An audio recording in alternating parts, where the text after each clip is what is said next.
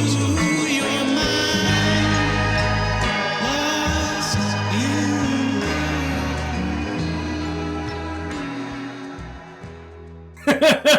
We don't really know where we're going, to be honest. That's the thing. I mean, we all know that we're going to die. I mean, yeah, that's true. I mean? So yeah, that's the possibility. After that, the great blanket or whatever you want to call it. I actually have a light here. Oh my if you God. need me to turn it on. No, you're good. I mean, your lighting is absolutely fantastic. Mine looks like I'm somewhere in somebody's basement, locked up for weeks. Like this I'm is just here. soft. This is just soft lighting from the sun as it's trying to make its way over the horizon. Let me ask you, where are you located? Like what I'm state? I'm in Arizona. Oh wow. Okay, I'm in Florida, so we're about You're in Florida? 2 hours or 2 or 3 hours. I think you're 3 hours ahead. Sharon's in South Carolina right now, so same time zone. Yep. Yeah. Yeah. So, and I actually like the book that I wanted to be able to talk a little bit about tonight. It was about my cross country bicycle adventure for suicide awareness and the healing power of art. We spent most of our time on that 7-month trip in Florida. Like we went across the Panhandle, dipped down into the peninsula, got as far down as Sarasota, and then cut across and moved our way back up. So for anybody that wants a little bit of a reference, Florida is one of those states, once you enter, it takes fucking forever to get to the other side or the other end. Not as bad as Texas. No, Texas is another level. Like you just reach this, like there's 28 lanes and you're like, holy shit, my exit is in like 1 mile. Even driving through the panhandle of Texas sucks. Like, that's just bleak too. So I haven't heard anything positive of driving in Texas, to be honest.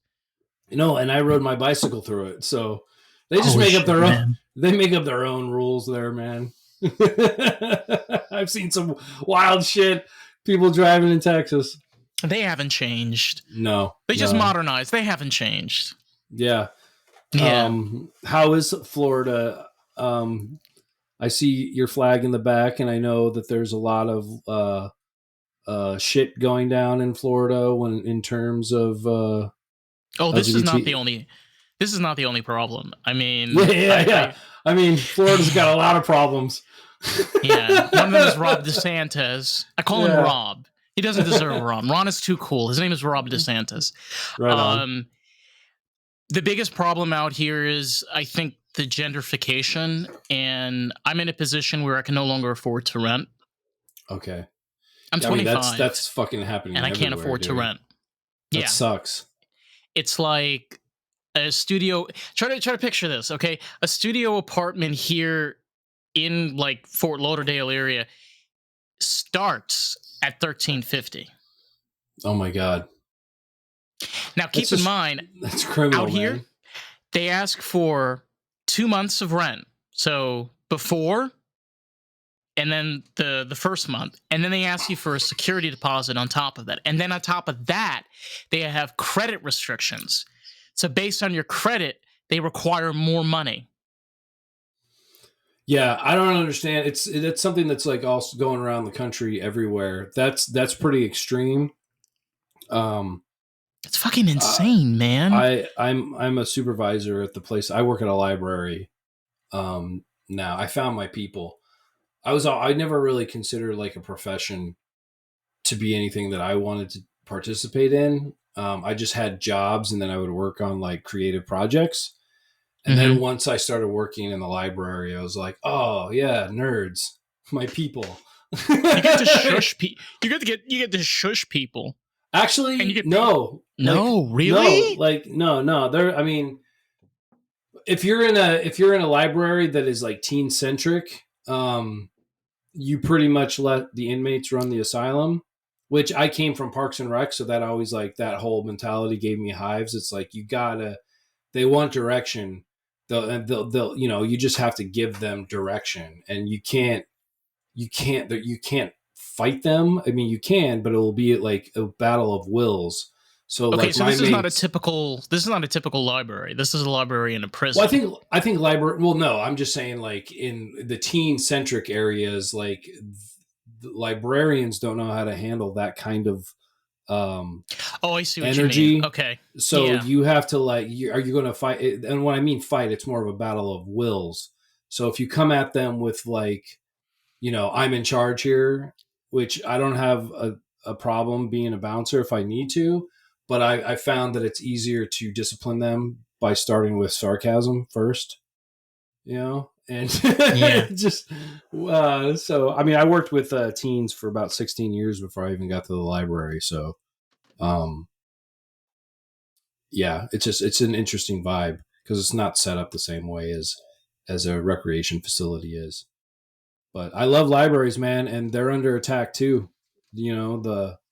We get complaints about our displays that are considered too woke. And it's like I was like, oh, you mean compassionate, understanding, and wanting to like learn about experiences that aren't your own, while also creating a space for those that are experiencing that can have a place to Agreed. go.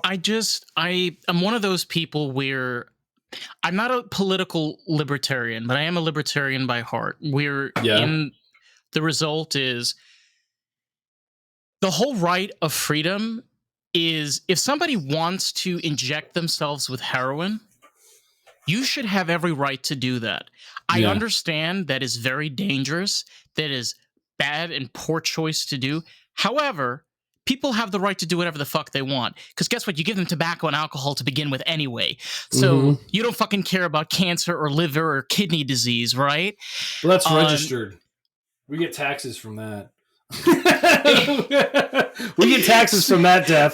So it's like if we can't make money off of your demise. Legit, bro. Like, so it literally points to the factor of you cannot start restricting, particularly with literature, okay? Because you know what? I'm going to go as far as let's restrict Venus and furs. Let's restrict it. Let's ban it. Yeah. You know why? Because it's all about sexual, and curiosity and dominance. Let's ban 1984. Yeah. Oh, because it's making people weary of government. You have the right to read the book. Who gives a fuck? Yeah. Yeah. You know what I'm saying, man? It's just things that for me it's like more about like, well, my constituent or my, like the person that I'm supposed to vote for or the talking heads that I watch told me that this is the new thing I'm supposed to be upset about. So I'm going to go to where that stuff exists and tell those people that I'm upset about it. The people that make the complaints that are like upset about like certain displays that we have in the library, they didn't give a fuck about that 2 years ago. No. They were just told to be upset about it. Look, let's be honest with ourselves. We live in a society right now where a lot of people are bored. Okay, let's just put it like that. A lot of people are really, really bored. And because they're really, really bored and they have nothing else to do, they need something to do. So they find something to do. They make a problem out of nothing. I would also say that boredom is actually more of a it's more of a symptom to a lack of self-awareness. In what way? Well, I mean, I think like the root cause of everything, I think the root cause to like a lot of our problems is that we don't know who we are. And if you don't know who you are, you have somebody telling you who you are, what you should be. Who you are, not knowing who you are is like having a treasure map that you don't know where to start from. You see that there's this pot of gold, but you don't know where you are on the map. So how do you get to that? You like the only true job I think that we really have on this planet, outside of the ones that society says that we need to do so that we could pay to exist, is understanding who you are. Because whether you like it or not, you're the only person that you're stuck with. Everybody else can tell you to go to I don't. Are we allowed to cuss on this? You could say fuck, cunt, okay. motherfucker, cocksucker, pussy ass lick. Shit, you can go as far as you like. My favorite is cunt, but you can Yeah, go same say thing. whatever you would. Yeah. I just Great word. and now I forgot what I was gonna. Which one do you wanted to go with? I just think that we have to understand not just who we are, but why we think the things that we think, feel the way that the things that we feel, how and why we respond to situations, and our body will tell us how we're feeling. Usually before our emotions can catch up to it. Our body, like why are my hands sweating? Do I have a shortness of breath? Why do my lungs or my chest feel tight? Why does something? I can go even deeper than this. Okay, even pertaining with sexuality, even for myself, where I am very much gay. But something that I started to realize over time with experience is I'm very much asexual. Whenever I run into an experience sexually with another person, my body reacts. Yeah. Shortness of breath. And then it takes time until the feelings and emotions start to kick in afterwards. So it's also being able to be patient with yourself, right? Learning yourself takes time. It totally does. And it's going to change. It's going to change with experience. That's 100%. That's the kick in the ass of the whole thing. The whole game of like self-awareness is that like there's no finish line. But like if you make it a daily practice and a routine, that it can help you deal with stress. It can help you deal with anxiety because your body's going to be giving you those warning systems. Is my knee bouncing up and down because I'm really mad right now, because I'm embarrassed right now, because I'm a little turned on right now, or did I have too much coffee? It's always too much coffee, bro. It's like the 2 shots of espresso in the morning, and then you forget, like at 11 o'clock, did I have coffee? No, I'll have another one. And then you have 2 more shots of espresso, and that's 4. In like a 4-hour span, man, that's a lot of go-go juice. Yeah, it is. Yeah. But like to me, I just think that there's, it's not really built inside the system to help nurture or encourage us to figure out who we are. And that's either negligence or intentional. Both are disastrous. They are. They really are. I'd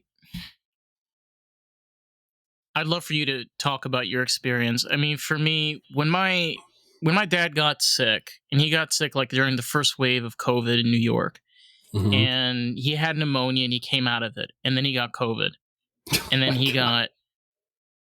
couldn't breathe. They brought him into the hospital. They put him on a ventilator. He was on like 24 medications. Jesus Christ. He died within 2 weeks of kidney failure. Sorry to hear that. Yeah. The hardest thing was what you were talking about is you realize how much you are alone.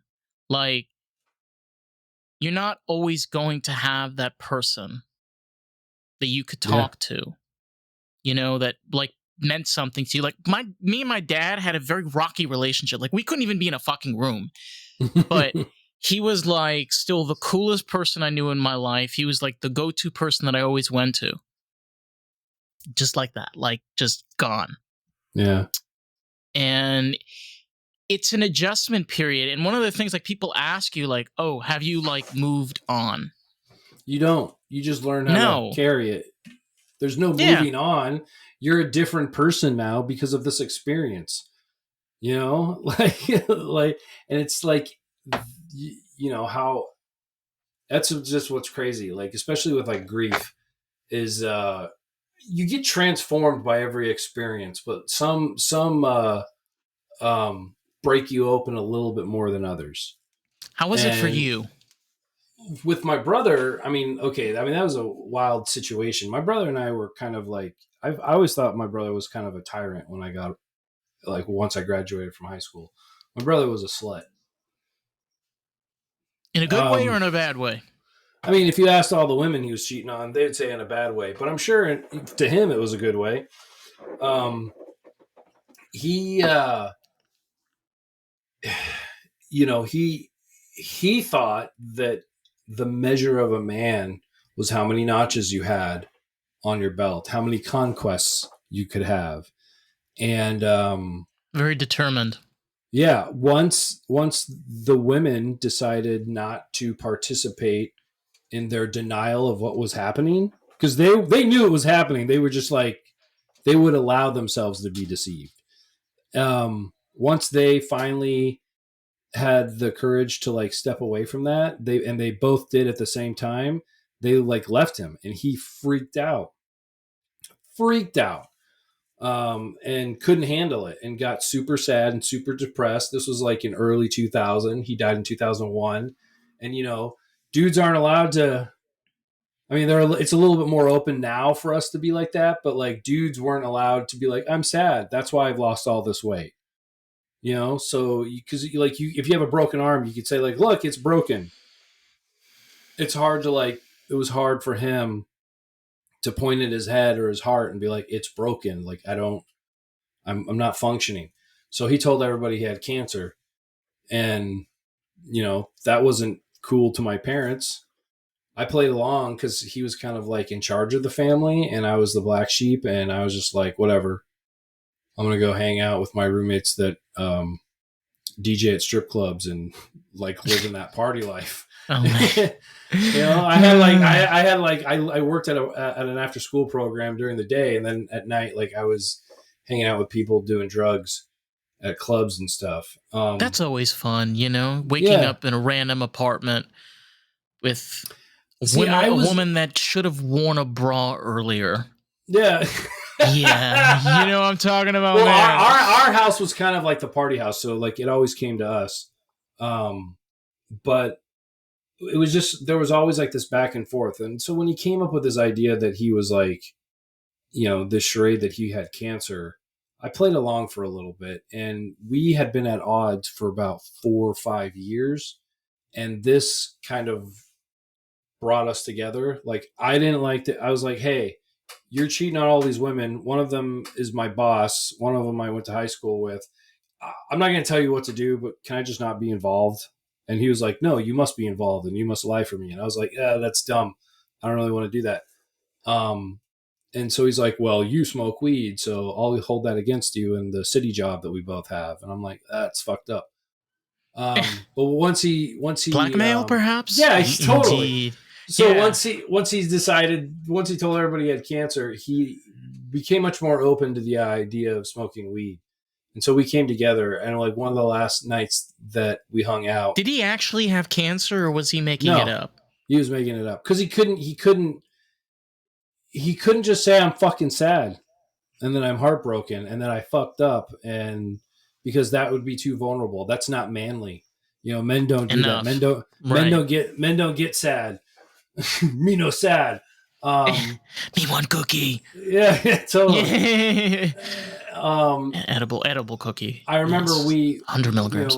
We're both Star Wars fans, and I remember I got him high one night, and we watched The Empire Strikes Back, and he was like, "Oh my god!" Like the experience of seeing that, it's like I almost saw it for the first time. I was like, "I know, dude, and you've been shitting on me for the last 4 years for doing this."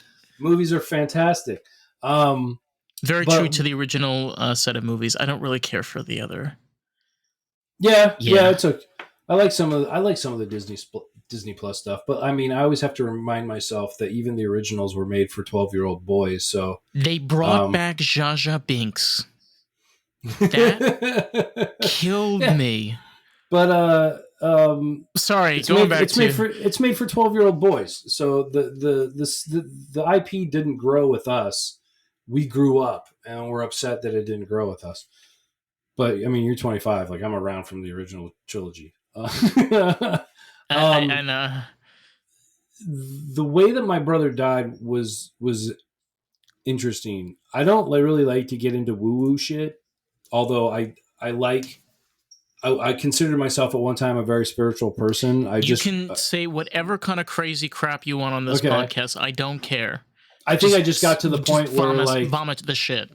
Yeah. I got to the point where like I think that stuff is cool, but like I don't I don't bank my entire life on it. I'd rather like understand like why I'm doing the things that I'm doing and Okay. what's influencing me. So the self-awareness has become more of my practice than, you know, some new age stuff. But anyways, like my brother was a music snob, and like me, he liked barbershop quartet and musicals and operas and stuff like that. Very And classical taste. yeah, Okay. yeah. The only like at that time like rock song, and it wasn't even like, you know, it was a Metallica song, "Nothing Else Matters." He really liked that song, probably because it was like a slow Metallica song. Mm-hmm. And so Yeah. I get up, I get up in the morning like I did every single morning. I knew my brother was hanging out at my parents' house, and so I did what I was going to do. I got up, I smoked a bowl with my buddy at the time. I had to take him to work because he didn't have a car, and we both did our morning ritual. Then I went into the room to go stretch. I did this every single morning, and like this just like wave of nausea came over me. Like I was starting to sweat. Um, I couldn't like I didn't know which direction was up or down, and I thought I was going to vomit. So I went and just laid down. And when it was time for my roommate to go to work, Rich, he's like, "Hey man, I gotta go, dude. Can we go?" And I was like, "Yeah, but you're gonna have to drive to your work, and I'll just sit in the passenger seat. I'll figure out how to get to my parents' house from your work once we get there." And as we're driving down the freeway, Rich is driving. My face is like on the Woohoo passenger side. side window. I'm just like, my face is all mashed up against it, just like not feeling well, like ready to vomit. And the song "Nothing Else Matters" comes on. And as soon as "Nothing Else Matters" comes on, my roommate Rich looks in the rearview mirror and sees our other roommate Pete like flying down the road, honking his horn and flashing his lights, like hailing us to pull over. He's like, what the fuck is Pete doing?" And as soon as like he said, "What the fuck is Pete doing?" My nausea was away, and I listened to the song and I was like, "Oh shit!" I was like, and I looked at Rich and I was like, "Something's wrong with my brother." And then Pete runs up to the door and says, "Hey, I'll take you to work. Thomas, you got to get to the social services place. You have a family emergency." And I just knew that my my brother was dead. I knew he was dead. I didn't know how, but I knew he was dead. And the social services was actually connected to the recreation facility that I worked out of. So I drove there. I went inside. I asked some of my supervisors, like, "Hey, have you seen my parents? Because I was told to come here to meet them. There's a family emergency." And they're like, "No." And I go outside to call my dad, and then I hear him like yell my name, and he's crying. He's walking up behind me, and he just tells me that my brother's dead and that he shot himself. So um, after that, because suicides are usually not usually, suicides are deemed homicides until otherwise, and so we were being investigated.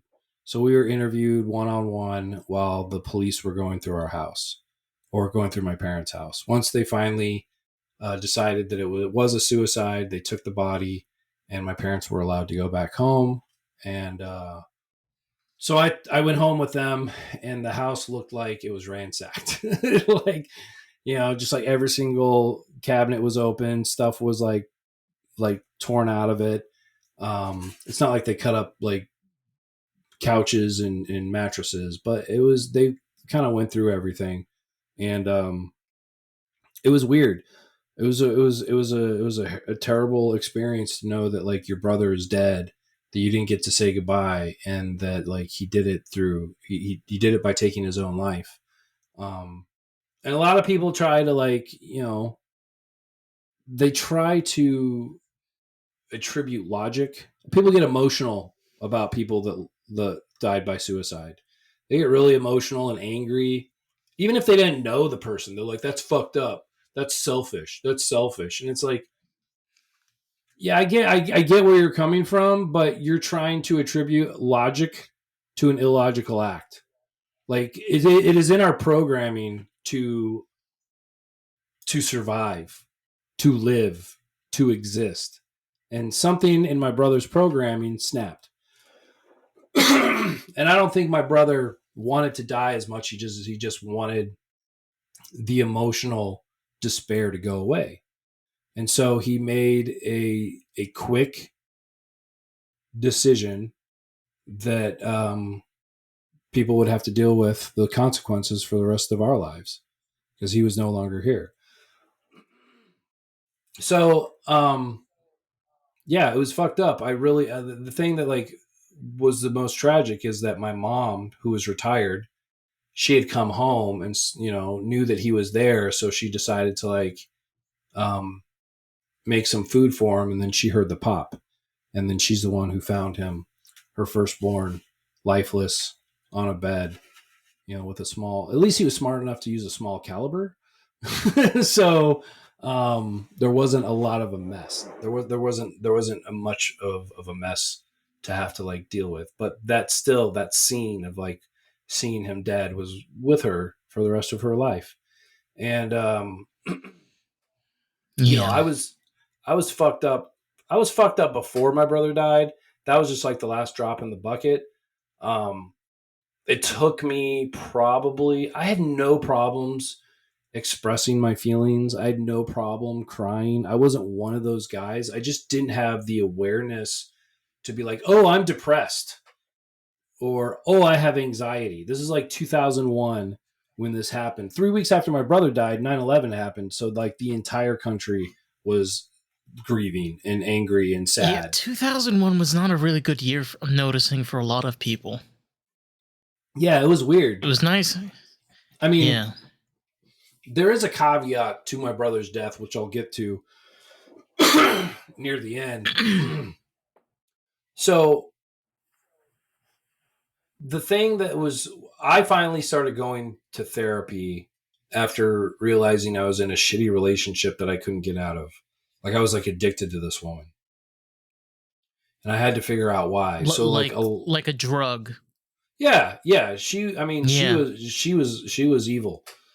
I, not to say that I didn't play my part in it, but like, she's still evil. She still hits me up every once in a while, like, hey, I need this. And I'm like, I don't know why you're asking me. We haven't been in a relationship Wrong number, in like 15 wrong years. person. Yeah. So, I realized that I had to go and figure myself out. And I found, somebody who was really great at helping me navigate who I was, uncover all of my trauma, even like the little like minute like family bullshit that just, the family dynamic and how that shapes one's personality without them even paying attention to it. So it was super helpful. But the thing that sucked is that like watching my parents as I'm getting help and I'm getting better, watching my parents agonize the 20th of every month, because he killed himself on August 20th. And so even up till the month my mom died, like she died May 29th, 2023. On, even though she was like really sick, on May 20th, she was very sad because it was the 20th of the month and it reminded her of the day that her firstborn took his own life. And that's something that still affects my dad today. It's very And deep, now, ingrained. yeah, and now my dad, like with the woman that he was with for 57 years, his partner, she's gone. Like now he's continuing that. And I like, so that the 20th of every month sucks. And then the 29th of every month sucks. And, I don't know why they didn't want, they have their church people. They go to a progressive church, and they have their church community. But I still feel that if you don't find a way to transmute your trauma and your grief into something and control the narrative of the story, I don't think you're going to be a very happy person. We all of us are going to go through shit in life. Like, you're fucked as soon as you're born. you're destined. You're destined to deal with some heavy fucking shit, and it's like nobody is getting out unscathed. It's just gonna happen, and Mm-hmm. And it's important to learn how to deal with that. Like, besides my brother's suicide, most of the trauma that I've absorbed over life was the equivalent of me seeing a train wreck into a like a shit factory that's on fire, and me deciding that I'm just going to take off my clothes and streak through it, and then be upset that I'm all banged up on the other side. Like, why am I burnt? Why do I have cuts Exactly. all over? You know what I mean? Like, a lot of the stuff is just like Yeah. me doing stupid shit that I knew better, and then being upset that I was damaged on the other side of it. So I mean, that kind of helped with like the therapy that I went to. And I think therapy is kind of like dating. Like, you need you need a good match, you know. It takes some So time. it totally takes time. But fast forward of me going through all my bullshit to 2010, I meet this individual, Zach, and he's the first person that I had ever met. Excuse me. He's the first person I ever met that lost somebody to suicide, or at least admitted to me that they lost somebody to suicide. And he had also lost his brother. So Okay. we, Similar circumstances? yeah, he was similar. Nah, it was, yeah, kind of. He was going through stuff with his wife, just life. But one of the things when you got start to get woo woo again is that when the night that Zach told me, I had been reading this book, Ishmael, this series of books, Ishmael by Daniel Quinn. It's Ishmael, My Ishmael, and the Story of B. And I show up to this coffee shop to hang out with Zach. He's got this book that I just started reading, which was the sequel to Ishmael called My Ishmael. I was like, oh shit. And Daniel Quinn's like philosophy is very much like know your story.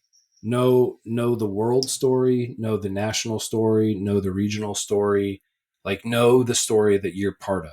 Know your own personal story, but know all the other narratives of all the other institutions that are vying for to Very mine your. intricate. Yeah. So, but he that was like his philosophy, but he told it through fictional narrative. He had a few books that were kind of like Okay. philosophical, but most of his books were works of fiction, but it was always the same themes. And then in So his you both had the nonfiction, same book when you were meeting this night. yeah, we both had the same. Well, we don't. I was reading it. I didn't bring it with me. I got there a little bit later, so he had been reading. So that started the conversation, and then That's yeah. and from that I started, like, he's like, well, tell me your story, and I started talking about Mark.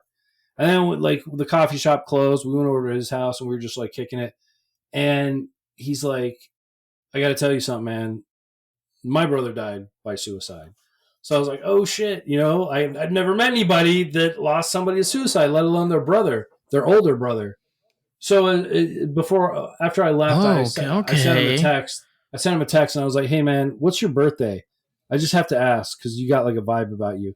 And he happened to have Zach has the same birthday as my brother. And even though like Zach and I knew of each other, our our platonic courtship started when he came into the park to cover a shift for somebody, which was the park that my brother worked at for 10 years before he died. And there's like a memorial tree for him outside. So, like, Zach and I started like It being friends at this point. So, it feels very much like the universe is saying something. And what yeah. I'm hearing the universe saying is like you were kind of given the path toward Zach and you hmm kind of went down that path. Yeah, I did. Where like And each of these things lined up. and as Zach and I are becoming friends, I start hanging out with this woman who just happens to be a model for the company Suicide Girls. It's like kind of like an alternative pinup site. So Okay. I meet this guy that like has had experience in suicide, and then I dating this. I start hanging out with this girl and dating this girl, and then like, oh, she just happens to be a suicide girl's pinup. So I thought that was funny. So I dubbed them for a That's while hot. my suicide friends. That's Um, really hot. Sorry. I got lost. Got a little no, distracted there for a second. that's okay. I gotta check this up now. Suicide girl. Okay. Suicide Keep girls, going. alternative, tattoos, piercings, uh, color, dyed hair, stuff like that. Ooh. So since I had done like a lot of photography and I was in film school at the time, um, Charlie asked me. She's like, "Hey, can you? We're gonna get like together and do a Phoenix community suicide girls like party where like the girls can hang out and some of and the people who our fans can come and we can all hang out. Girl. Can you photograph the event?" And I was like, "Yeah, sure." Girl. These. Wow. Do you find you find There are a lot of there you'll know are a what you know lot what you're of gonna be doing really. tonight? Let me keep in mind that I'm gay as hell, honey child. But damn, some of these women are slaying. Yes, I'm loving That's the. Oh my god. Okay. Wow. yeah. So I'm photographing this That's really event. fucking cool. Yeah, I'm photographing Yeah. this event. It's at like a bar in Scottsdale, which is a suburb of Phoenix, and I Mm-hmm. just I'm kind of like I was feeling good for a while because I got Zach in my life, I got Charlie in my life, and I'm just like, but like it was this something was growing inside of my mind that was like I need to do something. I need to make a change. I need to do something. So I text Zach and I'm like, dude, I'm at this thing. I'm photographing. I feel like a turd in a punch bowl. Like I'm just like the weirdo, like armchair philosopher, and I don't give a fuck about drinking right now because I can't because I'm doing this. I'm just not invested. Come hang out with me and like, you know, hang out with me so I could have somebody to talk to while I'm doing this shit. Because like Charlie was, she was mingling, talking with the fans and the other girls and stuff like that, and the photographers. It was just like a community party for everybody to get together and like socialize. And so he comes and he hangs out, and we're sitting Right. there talking, and I'm just like, man, I don't know, like I love film school, I love like creating like stories and writing stories, but like I just need to do something more. And so I tell him about this walk that I did across the country. My parents' church is very progressive. They wanted to walk across the country from Phoenix to Washington D.C. and what the platform that they're walking on is that even though they're unapologetically Christian, they believe that there's more than one path to one more than one spiritual path. So they welcome all of other different spiritual practices. They believe that everybody has a right to love who they want to love. So they were open and affirming to LGBT. They believed that we should take care of the planet, and they believed in civil rights, and they believed that secular art is just as powerful as scripture. So, as a Mm-hmm. non-Christian, I jived with these people. So I was like, So I just decided, like, I was hanging out. I was in a really shitty relationship. This was like to give you perspective, this was like 2005, and the conversation I'm having with Zach is in 2010. So in 2005, I just decided I need to go on this journey, and so we left on 2006 Easter Sunday. They had a filmmaker with the group, and since I had a passion for film and storytelling, they had me be the assistant to the filmmaker. So it was kind of like film school on the road. I did a lot of walking backwards, um, but I didn't get to do walking only. I did like a lot of other stuff, and I had like a support vehicle that was the director's Jeep that I would drive. But I did a lot of interviews, learned how to like edit video on the fly. It was a really good experience, and it was the first time I'd ever been east of the Mississippi. I'd never been to Washington, D.C. So I think as far east that I had ever been at that time was Kansas. So it was great. It was awesome. It was a great experience. And I remember how I felt doing that and how I felt when I came back. I was just energized. I went on this, you know, this quest as like the oddball with like 9 Christians. It was crazy. The one thing that I did learn from them, which I don't participate in now, is they taught me how to drink wine because those Christians really love their vino. So I was telling this story to Zach, and Zach's like, I was like, I just want to do something like that. He's like, dude, I would totally do something like that, but I don't want to walk. Like, I would want to ride my bicycle. I was like, that's dope, dude. Let's do that. Let's ride our bikes. You could stay out on the road longer because you could cover more ground in a day. He's like, if we're gonna do it.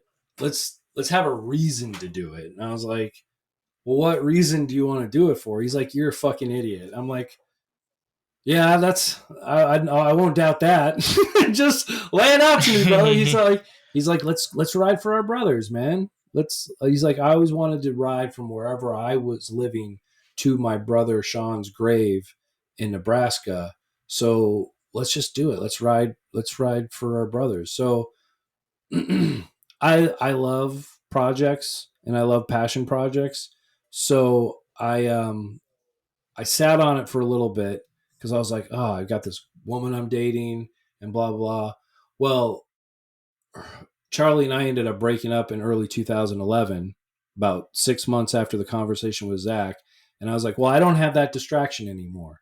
And I hit the ground running, started like writing like a press kit, trying to get like, we partnered with a local, mental health facility so that if we got donations, we could be under their banner for a 501c3 so that people can get like a tax write-off for supporting us. And we organized a 7,000 mile cross country bicycle ride going through 22 states, I believe, 21 or 22 states, stopping at a bunch of towns, speaking at support groups and at mental health facility groups. We started at the northern edge. Just to back up for a second. That's 7,000 miles. 7,000 miles. We didn't do a straight line. We did a giant W. I can. Jesus fucking Christ. And to to be clear, once we got through California and we were back in Arizona, we're like, okay, we both don't have to do 7,000 miles. We both don't have to do a combined 14,000 miles. Like, we have people that have scheduled events for us to speak at. So we have to be there. So we decided what we did with the walk is that they did a leapfrog. They didn't walk 2,500 miles each. They walked 2,500 miles as a team. So they had a support vehicle, and like one group of people would walk in the morning and they would do like 25 miles. And then as soon as they were done, the second team would start and they would walk 25 miles and together as a team. Well, since we were doing 7,000 miles, we decided that like, hey, this is going to be good because like if one of us gets injured, we don't want to like end the tour. So how many people were doing this? With the walk or with the bike ride? With the bike ride and the walk. Well, with the walk, there was 9 of us. There were 7 walkers, 1 Winnebago driver, and then me and the filmmaker, and we had this tiny little yellow Jeep that we had to cram in. And one thing about like living like that for like 5 to 7 months, you learn how to play Tetris real well with your luggage, and how to like pack it into the back seat of a tiny little like pack Jeep. It tight. Yeah. Okay, so you're one of those people that know how to pack it tight, you know? Pack it right, pack it tight. That's right. So, I mean, with Zach, like, it was like, yeah. And I mean, there were times where there were injuries. I ended up getting diverticulitis and it was on like, some meds for about 7 days. And What like is my that? diverticulitis is where you start to get create, because you have a shitty diet, you start to develop divots in your intestinal tract. And if food or a seed or something gets stuck in one of those divots, you get an infection. So you need to get antibiotics in your system, like stat, because you can get like a fever, you can get nauseous, you can vomit, um, you could be hospitalized. So we met. Really serious. Yeah, yeah, and like trying to ride my bike one day when we were in New Mexico, and like hitting every single bump on the side on the shoulder of the road just felt like somebody was like stabbing me in the stomach. So I Oh, had to get medication, and he had to, and that, not only that, but like you have to have like a very you're very limited in what you can consume when you're having a flare up of diverticulitis. So I wasn't consuming nearly, no, I wasn't even consuming like 15% of the calories that I needed for the bike riding that I was doing. So I wasn't allowed to ride my bike. Um, but in order to, that's when I started smoking cigarettes again. So oh, great habit. yeah, yeah. Yeah, I don't do it awesome anymore. habit. I don't do it anymore. Sharon doesn't like that shit. Um, but Damn, yeah, so it's a good thing in a way. yeah, we rode our bikes around the country. Started on the northern edge of the Golden Gate Bridge. Um, I Okay, don't know you if you've ever really heard. like a W. You weren't joking. No, no, we started the like so there's a if you go to risephoenix.org, that's my website. You could Awesome. find like um the tab for the route, and you'll see the map on there. We pretty much go from San Francisco to LA, LA to Phoenix, Phoenix up to Taos, and going through Denver, Boulder, into Nebraska, all the way to like Omaha, and then to we cut down to Austin, and we cut across from Austin. We go east towards Florida. We go across the south, the Panhandle, into Florida, go down into Sarasota, cut across the peninsula, make our way Yeah, up you to went through Atlanta. Louisiana. Okay. Yeah, went up to Louisiana, went up through Atlanta, and then from there weaved all the way, and South ended Carolina. Carolina. just north of New York You City. were in New In York. Yeah, we went in through there, and we ended at an art retreat center called the Chapel of Sacred Mirrors. Okay. And there where is the art and retreat center of Alex and Allison Cray, who are they consider themselves to be part of a movement of oh god, I'm losing it, but it's very psychedelic based, kind of like art. You sent me this. Hold on. Didn't you sent me an email with this information, didn't you? I think yeah, I did, just like the names. I don't think I sent you like a website or anything. Okay, hold on. I'm gonna double check because there was a But website. I mean, you were telling me that he creates like this incredible, like almost psychedelic, um, abstract. Would it be psychedelic abstract art? no, it's somewhat, they call it like transformational, but like there's another word for it, Okay. and he's kind of like the godfather for it. I found his I'm a big fan of the band Tool, and that's how I discovered his art, because he did like the last few album covers for them. Interesting. Okay. I think the first album that he did was Lateralis, and I was like, who's this guy? And I started like getting into his stuff. Alex. Okay, here we go. Alex Gray.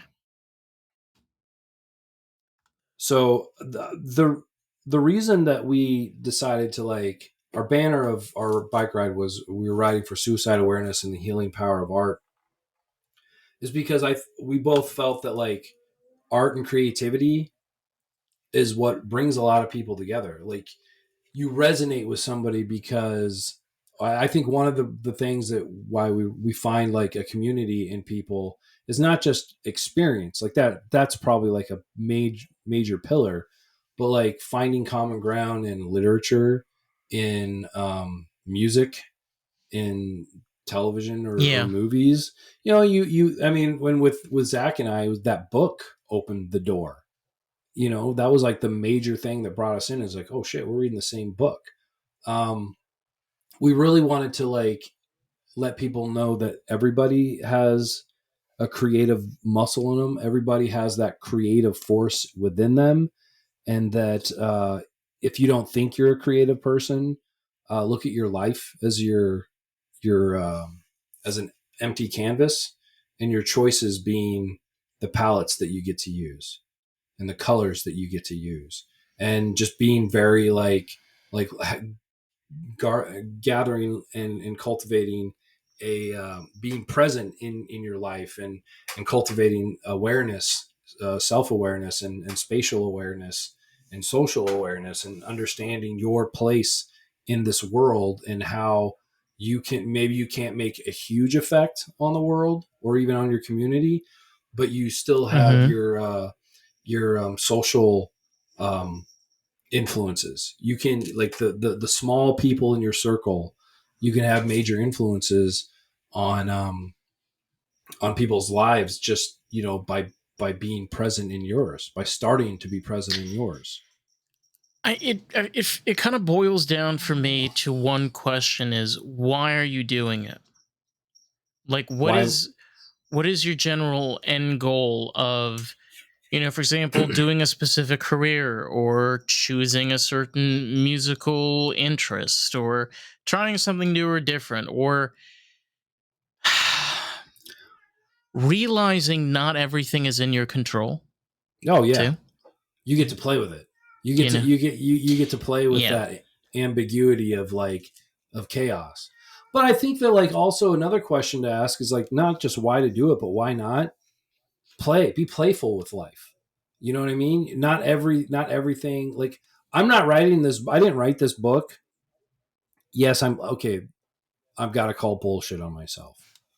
I am plugging this book. I joined Podmatch. I was encouraged to join Podmatch to, you know, find individuals like you that would be open to me talking about it. I want people to read this story. I think that there's stuff in here that could be encouraging and invites people to look at their lives in a different way. The thing about self-awareness, I'm not selling anything. I'm not selling anything to people saying that, like, I know the way. Like, your ability, your understanding of self is always going to be different from mine. Who you are and what you've experienced and how you react to things and why you react to things is special in to you. I'm just encouraging and inviting people to go on that journey with themselves and see, because why not? You're stuck with yourself from cradle to grave. Why would you not take the extra effort and the time to understand why you do the wild shit that you do, or why you don't do the wild shit that you want to do? It's also, I think, understanding people's limitations. Yeah. You know, I I found it in myself that, and this has kind of been a running thing, even particularly with my other siblings, is kind of the role that I play, particularly with my mom, which is Mm-hmm. alive, where you have to be able to kind of create a reality for yourself. Because in the end of the day, whenever you lose a family member, in a way, you kind of inherit a new type of family. Because now you have a family that has like, they're no longer there. So, and a lot of people, such as myself, kind of fall into this thinking pattern, particularly men, where how are you supposed to deal with this? Or how you're supposed to take care of your family? Am I going to have the strength to be able to do this? And I'm not going to lie, it was a lot easier when he was alive. I know. The last thing my mom said to me was, I told my mom, her eyes were closed, and I was like, I know you're in pain. I want you to know that you can go. You don't have to stay here in this body and be in pain. Like, you can go. I will take care of dad. And her last words to me was, you have to take care of him. He doesn't know how to take care of himself. And that is one of the most truest statements she's ever fucking laid on me in my entire life. Because I live like 5 blocks away from my dad. It takes me 15 minutes Of to course ride you my do. bike. It takes me 15 minutes to get there on a bicycle, like 2 That's minutes not on a bad. car. Yeah, 2 minutes. Not like a city block, like streets. I'm like 5 streets away from him. You're in like the suburbs. Yeah, yeah. And so Okay. we're in the same neighborhood, so I can get to him quickly. Um, and I've the last year I've learned everything about that man's life so that I can navigate his life for him. I'm the one who makes the phone calls to the doctor. I'm the one who like organizes meetings with his financial advisor. I'm the one that makes sure that I'm like, dude, did you take a shower today? Because you smell funky. Like you need to go in there and wash your balls. I was like, I tell him all the time. I was like, if you want to I know you're 78, but if you got good genes. You're a lot of people in your family hang out until they're deep into their 90s. So if you're thinking about courting another woman anytime in like the next 5 years, she doesn't want to deal with dirty balls. You need to go deal with that. Like it's Oh my weird. I god. never want. I've never wanted children, and now I have like a 78-year-old dirty teen. So, but I think like also like with the question of like why to do something is that like I didn't write this book to like become famous or to make a lot of money. Like I just needed to get this out of my system, and I like to create things. I like to make things, and I've always liked to write. And so I got a lot of encouragement from other people to do it and to put it out there and to make sure that it was available for other people if they wanted to read it. So I think like we're It's here, important we're here, and I for now. understand that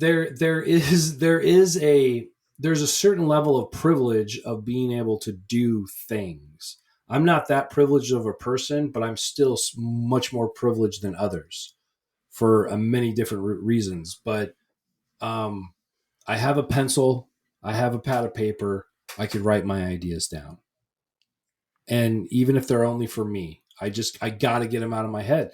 Otherwise, like there's just voices in my head telling me like, hey, my story has to be told.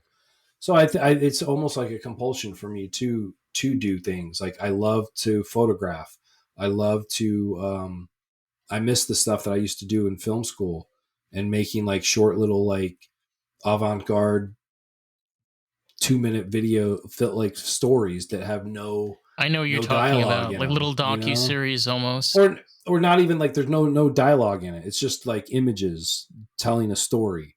I love doing stuff like that, and I've been wanting. I have the gear to do stuff like that.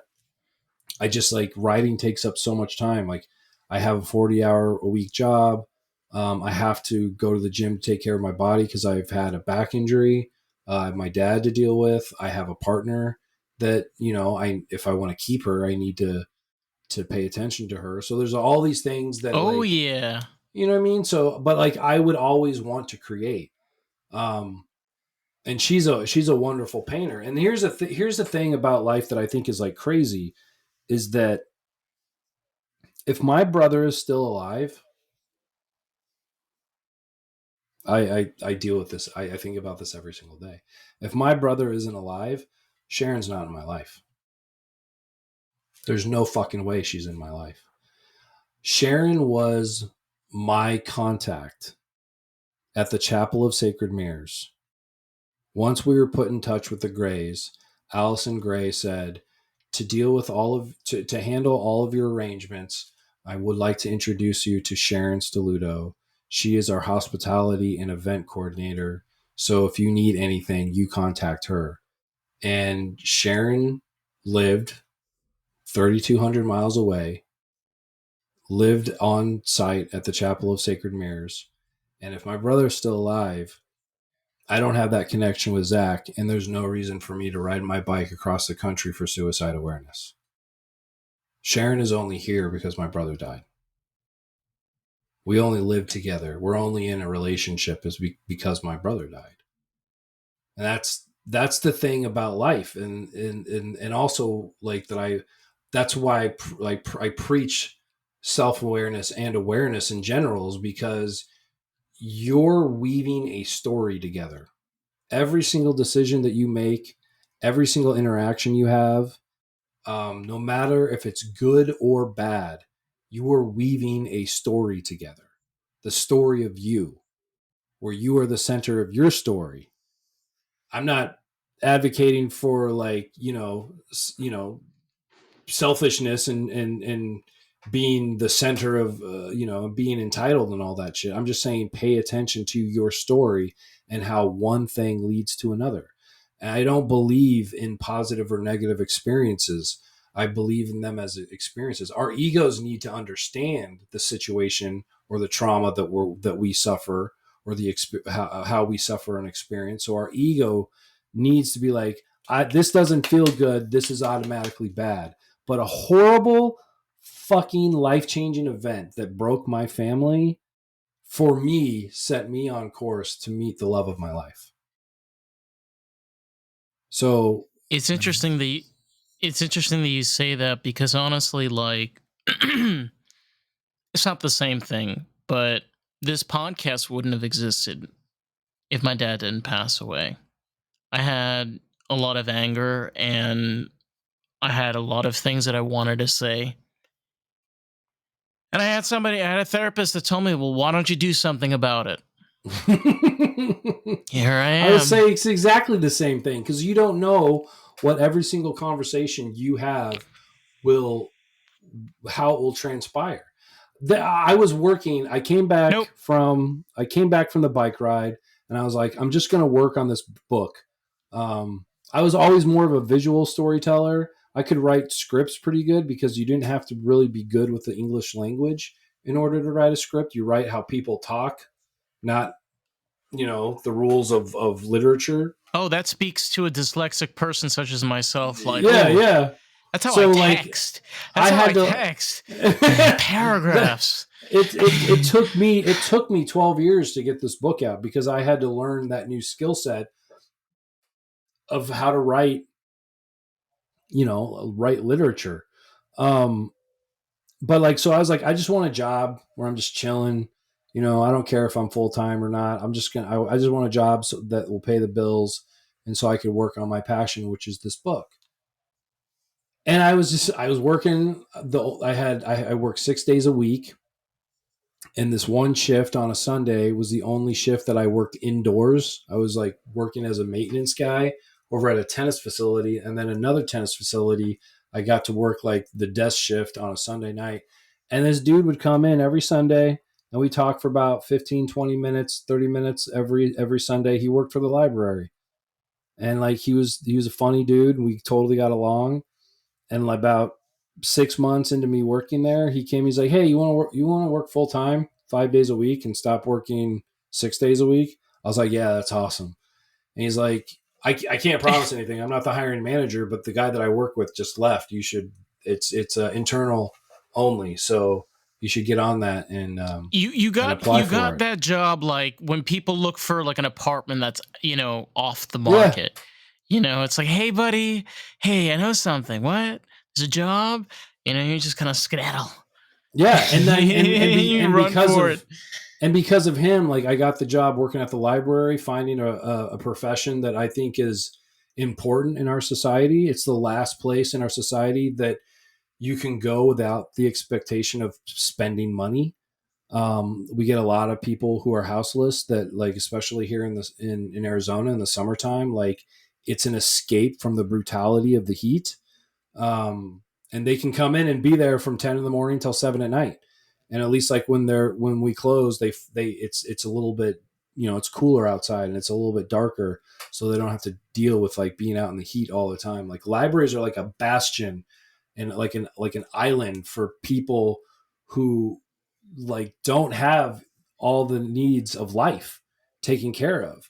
So I think it's a really important job. Plus we're like, spreading literacy, and we're information pushers. So I love the library.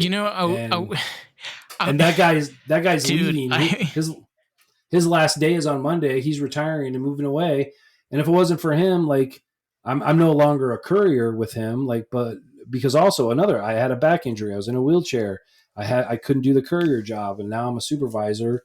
And like I dig what I'm doing, and I get to work with really rad people. And the reason why I work with rad people is because I get to hire them. I'm not going to hire somebody I don't want to deal with Yeah. for 25 hours a week. So but that's how it's just another example how one thing leads to another. And like, don't discount all Mm-hmm. these conversations you're having. Don't discount the people that are listening. And it doesn't have to be pulling in millions of numbers, like you're reaching a small amount of people, and you have no idea the ripples that you're creating just by speaking into that microphone and creating a platform for others to do so. Yeah, as a person that like I'm an artist in a way, I have my taste with music and things, and that's kind of true. Like specifically with libraries, okay. This is hilarious because I was seeing this on Instagram where there's a company. Get this, you send them a playlist, they put it on a tape, and they mail it back to you. What? And I was just like, wait, hold on one second. I remember when you just went to the library, you got your tapes or CDs, you went home to your stereo. Okay, get this. They had 2 slots, all right? And you put them in there and you'd mix, like you put the tape in there and like it would record onto the other tape. Yeah, that was a thing that people used to do. Or you used to have like the boxy little television. You used to put like the recorder like way up to the speaker. I know I'm only 25, but I'm shit you not. I do remember this shit. And that's like how you got a fucking recording. Okay. And like these fucking bitches are selling that for like $20, not inclling shipping. Like, that's crazy. Don't do that, bro. No. I don't approve. Isn't that crazy? Making mixtapes off of songs that come on the radio. So you have these hard cuts of like, disc jockeys that are still talking, like at the beginning or at the end of the song. It's crazy. Was it like the car radio or like the home radio? Oh, the home radio, yeah. Like you just like hit record while the song was on. Yeah. And like sometimes you cut in like already like a quarter of the song's gone because like you weren't in the room when it came on, but you were really waiting for that song to come on. So I need to Do make people the not best remember mixtape. when car Do people not remember when car speakers were shit? Yeah. I think people forget the fact that they were shit. Like, bro, we would like go home and be like, like you'd only use it for the radio, Yeah. Maybe a tape or CD here. There were you knew those speakers were bad. Yeah, it's wild. You kind of, in a way, work in the Wild West. Because I work in a library, or because I'm in Arizona? Yeah. No, you're in well, kind of both. But like, in a way, because you work in the library, it's kind of like, like a Wild West saloon. It's a place where like... It is. I mean, you it's really sad, some of the things that you see. I mean, there's people there's people that we assist on a daily basis that are like suffering from mental illness, and we don't have the resources. Like librarians and library staff are people don't realize this, but they're pretty much asked to be social workers, and we're not at all. And no certification, no license, no school training, no schooling, no nothing. But like we're the first line for so many people.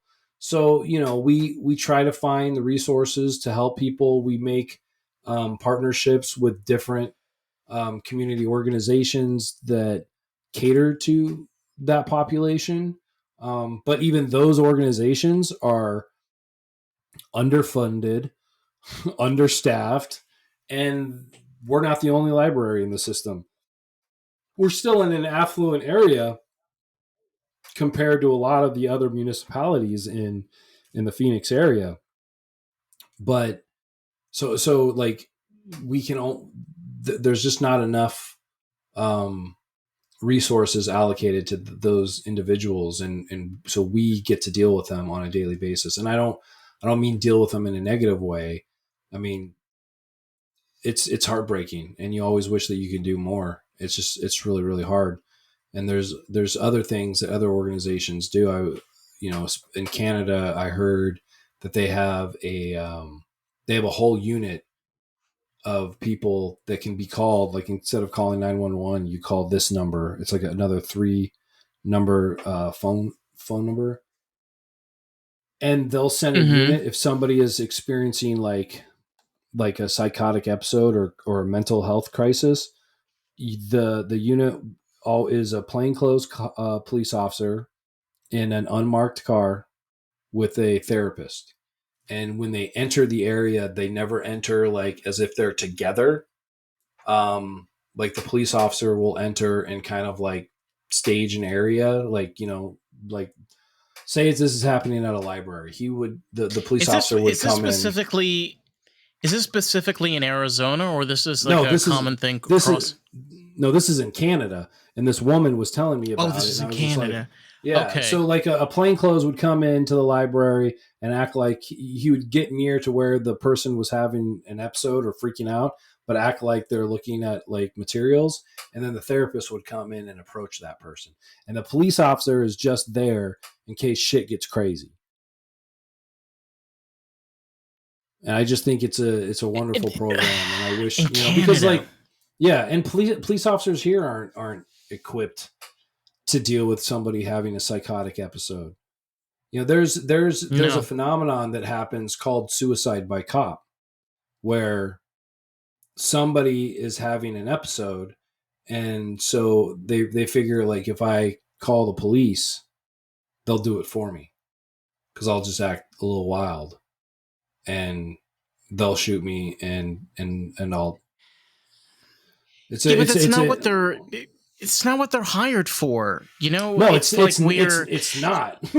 It's not at all. you But know, like, but the idea of that is that, like, somebody is they have their wits about them enough that, like, hey, like, I can't do I want to leave this world.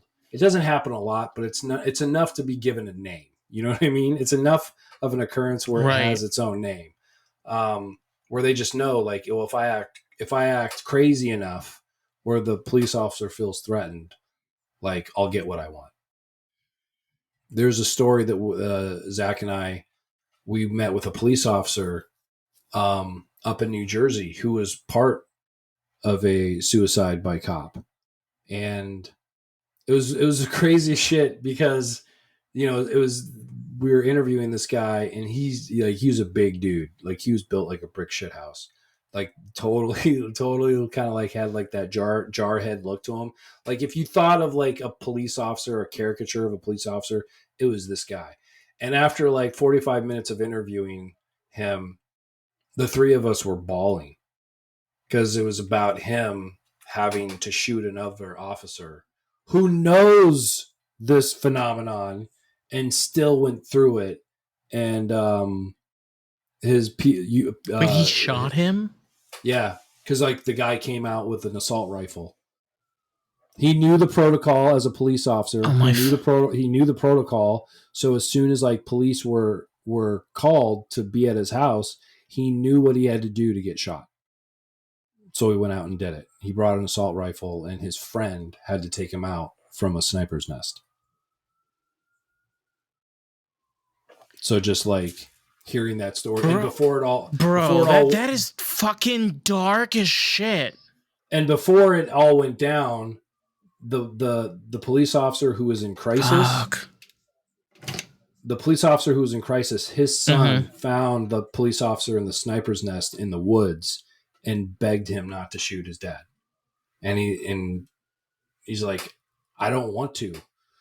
I don't want to do this. But then his dad, the kid's dad, came out with an assault rifle and just started spraying. And so he had to put him down. It was a sad story. I mean, we heard stories like that, like, just these sad stories all around the country.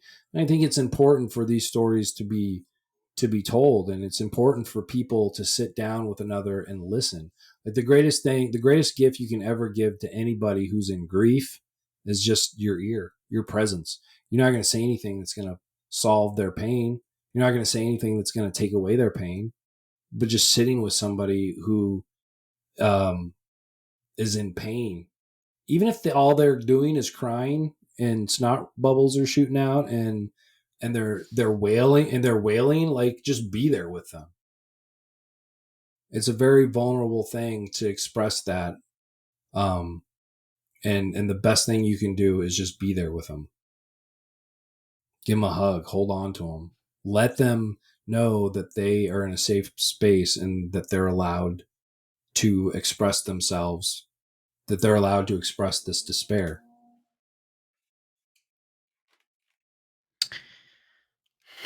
It's also having an open ear. Yeah. Having an open ear, just listening. The thing is, you can never say, like, I always love what if, coulda, woulda, shoulda, but you didn't. Thing is that it happened, and you can't change it. That's just a fact. So instead of trying to fix, or there's nothing to fix. No, there isn't. There isn't. We're all gonna, like I said before, we're all gonna be having these experiences. None of us are getting out of here unscathed. We're all going to have trauma. It's what we choose. It's how we choose to live after the trauma. This one guy, this one man that we met, you got a lot of stories. This one guy that we met in Louisiana, there's nothing sexier than like somebody from the South who's like intelligent when they speak and in that accent. From the bayou. Yeah, Dr. Campbell.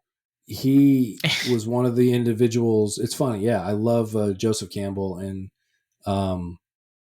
His name is Joseph Campbell? No, it's not. His I love Joseph Campbell, but Dr. Campbell was the doctor that we met. He was a suicidologist and thanatologist. So he had a degree. What is that? Thanatologist is a study of death, and suicidologist is a study of suicide. So that's a very peculiar degree. Like it's very specific. I mean, well, he was a psychologist, and so when he was getting like his doctorate, he got to create his own field of study, and he was very concerned. He was all about postvention for trauma, which is the trauma has happened. I can't prevent it. It's happened. So I'm going to help you work through this trauma. And one of the reason why he created this thought and this practice of suicidology is because for a long time there was no postvention. If you lost somebody for suicide, you were fucked. There was nobody to talk to. It was a taboo. He got into some of the reasons of the history of where that taboo came from, and I'll explain that in a bit. But he found that like today's postvention is prevention for the next generation. If you can give a space for individuals to talk about their the suicide loss that they've experienced, then you're helping them from becoming the next victim of suicide. So you're just allowing people a space to talk. He was one of the individuals that also started like in the 80s or 90s support groups for people, specifically towards people who lost loved ones to suicide. When my brother died, my parents were going to a support group, but it was just for grief of death. And it was very rare that actually, I don't think it ever happened while they were there. I don't think they ever met another group of another individual who lost somebody to suicide. So they would be told in these support groups, like, well, my child died of cancer. Your child chose to kill themselves, which is a fucked up thing to say. It's still pain. It's still painful. So Dr. Campbell knew that it was important to have a group specific towards people who lost loved ones to suicide, not just people who lost somebody. Don't somebody who lost a loved one to suicide shouldn't really be in a room with a group of people who lost somebody to a car accident or to a disease or something like that. It's different. It is very different. I have lost people to suicide. I don't know how to describe it. It's a very different feeling. Yeah, because you're trying to like I said at the beginning of our conversation, you're trying to establish logic to an illogical act. It's not going to work. Right. You're literally trying to jam a square peg through a round hole, and it's just not. It's not going to work. And then you're going to get pissed off about it.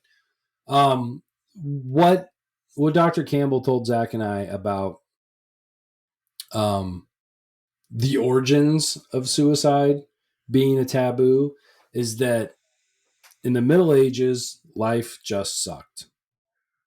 And to get out of like paying taxes and having to deal with shit, sometimes people just off themselves. And so the state was like, shit, how do we deal with this? So the state, being very close to the church, was like, we got this problem. So the church came up with an idea. Well, if people kill themselves, we'll make sure that they're buried outside of the city limits and not in the church cemetery. And we're going to put an extra hefty tax on the family of anybody who loses somebody to suicide. So basically, punishing the family. Yeah. And making them like making them like, if you're not on sacred ground, your soul could be like lost. So it created like this narrative, this false narrative inside the people's minds of spiritual damnation.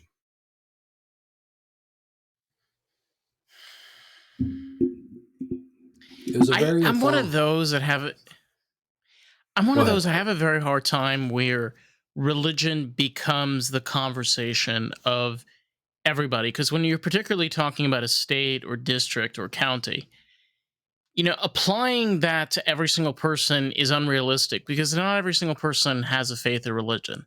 There's over 3,000 gods in the world, so everybody has their own beliefs and faiths to begin with. And it's very strange when like that is what's put into an act. Like this is now a fact of life. It's where have you, like, these people that are doing this, right? Think about it. Have these people ever experienced a loss of suicide? Have their families had to endure something like this? I don't think so. Well, this was also like instituted, in like the Middle Ages. And then it just became it's one of those stories that the intended feeling that the story creates just became ingrained in our programming if you grew up in a religious household.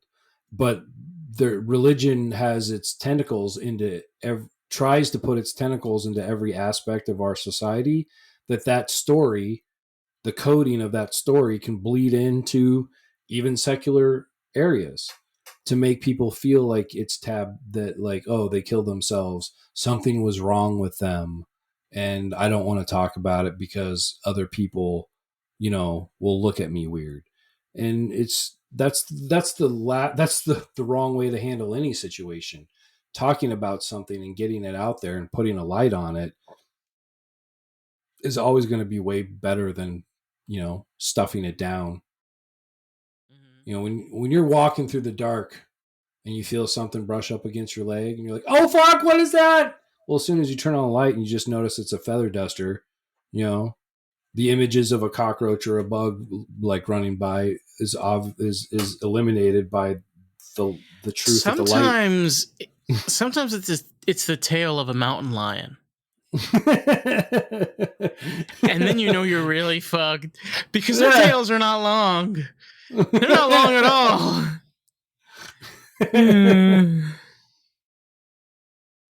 I feel bad for those poor fucks because there's a lot of people out there that, you know, shit. Yeah, it's true. You don't really know. It could be a bus. It can be a mountain lion. It could be your ex. Yeah. Oh, it could definitely be your ex. There's been plenty of those scenarios. Totally. Oh my god. I don't think you've mentioned, what is the name of your book? All right. Thank you. It's called, I'll put it right there. It's called 2012, A Bicycle Odyssey, a 7,000-mile bicycle journey for suicide awareness and the healing power of art. I love that it's yellow. Yeah, it's like gold. Growing up in the Southwest, I've always been infatuated by Native American culture. And these are just some colors that kind of like spoke to me. Okay, question for you. Is there a Star Wars logo on the book? Because that very much looks like almost like that looks like the Republic symbol almost. Yeah, the Alliance. But actually, it's a phoenix. We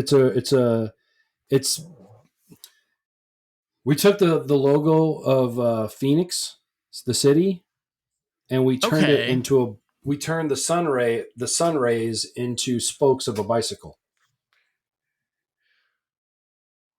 Now I can see it now, but in a way, I kind of feel like, you were saying you were a Star Wars fan. There's a little nod of Star Wars. Oh, if you want to get into it, I love 2001: A Space Odyssey. I'm a big fan of that.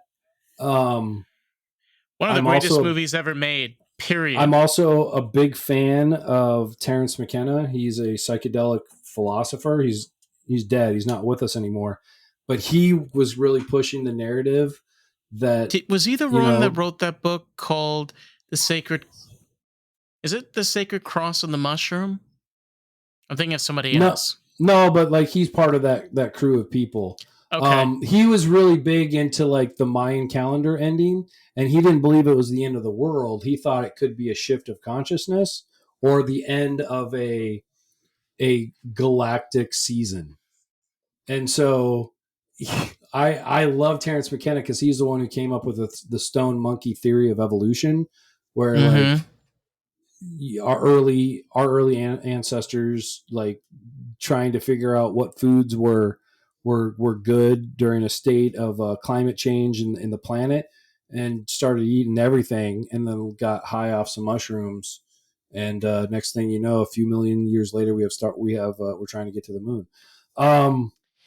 So like the whole story, the whole title is kind of like are like Easter eggs for me is like the 2012 bit Bicycle Odyssey instead of a Space Odyssey. The logo we wrote under the banner, risephoenix.org is the website. Rise is kind of like the philosophy.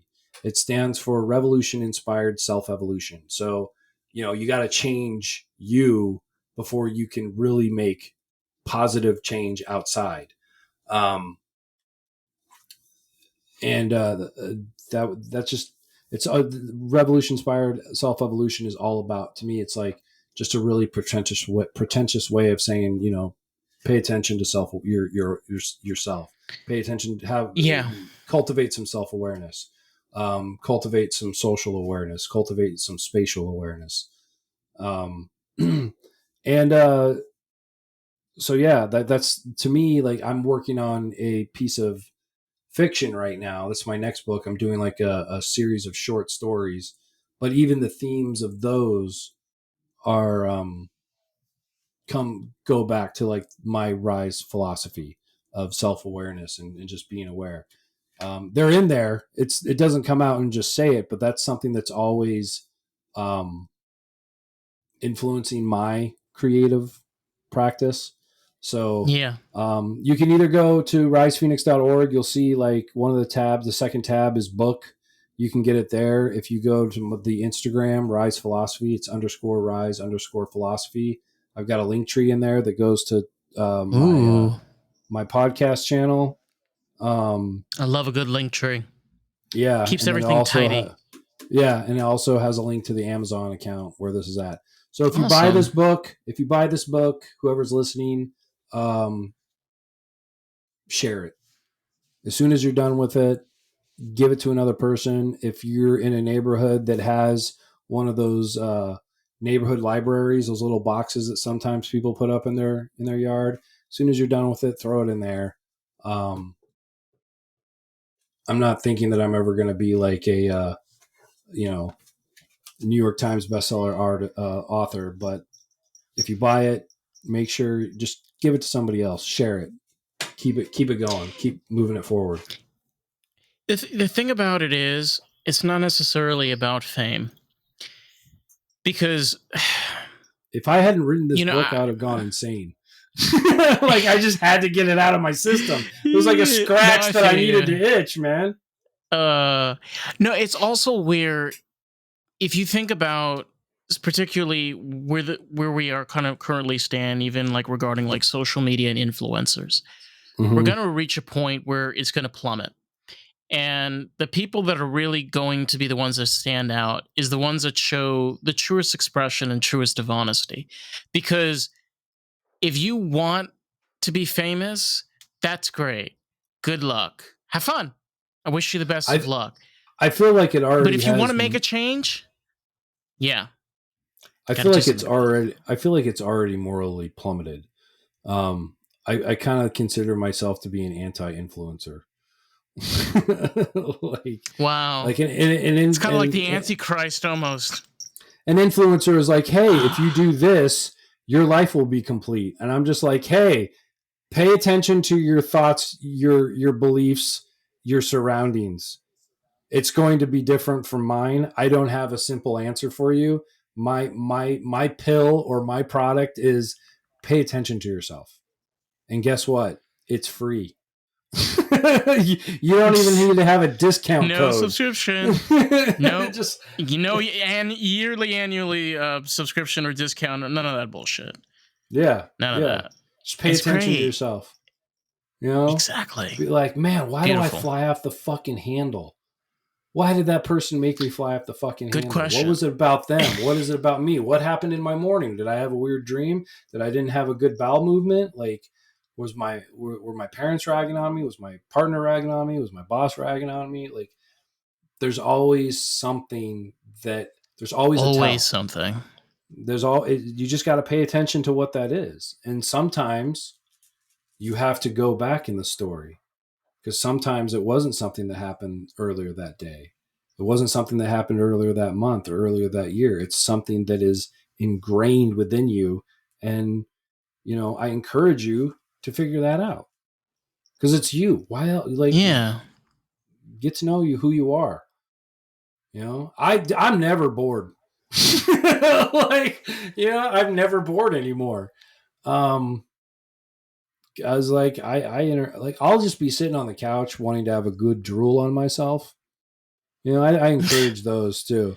You just sit on the couch, stare at the wall, not even focused on anything. You just have a little bit of a drool on yourself, and I'll just start these giggling. days. I think the kids, they're calling it Netflix and chill, if I'm not mistaken. Yeah. I just make myself. I just start giggling at things. I think of like things that I've done or like things that I've heard, or I love to laugh. Laughter is one of my primary medicines, and I'll laugh at some fucked up shit, but I'm not laughing at it to like avoid. I'm laughing at it in spite of it. I've lost. I had a really terrible joke. My grandmother, I never met her. My mom barely knew. My mom was like only like maybe 2 years old when my grandma died. But my grandmother, she took her life as well. And so, I had a buddy of mine. When I told him that I sent him a text the night that my mom went into the hospital. And I knew it was bad. I just knew it was bad. I know my mom well enough to know, like, this is a bad situation. And she was in hospice like 2 nights later. And my buddy lived by the hospice place. So we had talked about like, hey, when I'm over there and I need a break, like we'll go for a walk or something. But my mom was went to the emergency room on a Friday night, and she died on a Monday night. And so my buddy was like, dude, I'm so sorry, man. Like, this is really fast. That happened so fast. I was like, yeah, my family tends to go fast. Like when they go fast. Yeah. Nobody's sick for a long time. And then because I had this thought in my head, I was like, fuck, I need to share it. This is fucked up. This is a fucked up thought. I need to share it with somebody because this thought is fucked up, but it's making me laugh because I'm weird. So I send him another text, and I said, I said like when people in my family go, they go quick, and so I sent him a follow up to that. My brother still holds the record for fastest family member to go, and he's just like, oh, fuck. You went there, bro. Yeah. You fucking went there, man. I was like, I can't have that shit in my head. A dark librarian? Never heard of this shit before. Damn. But see, like, I mean, you're breaking records. Breaking records, man. Like just one after the other. I think it's important for people to be a lighthouse.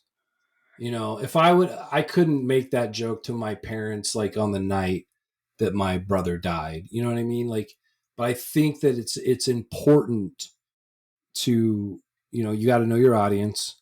You have to comedy is all about timing. Oh, for sure. But I think it's important. I think it's important for us to look at these situations in life that are hard to talk about and talk about them with a smile. Talk about them compassionately. Talk about them with empathy, but have a smile on your face and know that like this isn't the first tragedy. It's not going to be the last. And I'm here to walk with you. I hope you're here to walk with me, and just know that we can still laugh about it in spite of it. Not to ignore it, not to cover it up, not to push it away, but to laugh in spite of it. For sure. I think honestly, like everything that I've heard, and in many ways, like this is very inspiring because you get to make a choice. You really do. That's honestly like what everything that we've been saying and everything we talk about just comes down to. You get to make a choice. If you're privileged enough to be able to make that choice, make it, because there's people that aren't. And I'm one of those people that I am. One of the things that Dr. Campbell said was that, don't let you define your trauma. You integrate your trauma. Don't let it define you. And if you're in a position where you can do that, then do it. Because it's disrespectful to not do it when there's other people that don't even have that choice. Damn.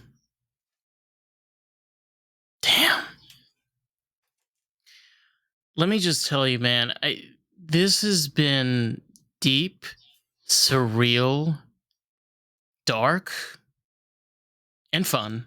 Surprisingly. All in one package. Agreed? Yeah. I mean, it's always like kind of like weird to be like, we're going to talk about suicide and we're going to have fun doing it. It's like, for all the punkers out there, it's not Suicide the band. Let's just remind you. No, this is real. Like, this is real life. You've heard of have you ever heard of Suicide? Suicidal Tendencies, but I've never heard of a band called Suicide. Okay, check them out. They're weird as shit. You might hate them. That's fine. They're a punk band. They're called Suicide. Hell yeah. I mean, I appreciate anybody that's willing to like put it together and put it out there. They weren't very well liked. Like they had to like arm themselves on stage. Oh, but yeah, like they were like mafia. Like they had to become like their own mafia because they were kind of advanced. Gotta remember there was Hell a yeah. time that like you can just like fucking beat the shit out of somebody. There's no security cameras or anything. It's like you want to voice your opinions or like come here. I'm gonna give you a fucking knuckle sandwich. That's crazy. Right on. So wild. for anybody that's managed to get up to this point, which I probably honestly I think we're gonna break this up into two parts. We're gonna make these fucking cocksuckers make a whole fucking week. Make them wait to listen to another part. Because I'm just not that kind of person, you know? I'm that sweet and loving. So if you want to check out more of the podcast, you can find us on Facebook, TikTok, Instagram, and YouTube at Lost in the Groove Pod. So with that, catch you on the next one. All right, this has been real. All right, motherfuckers. Peace out.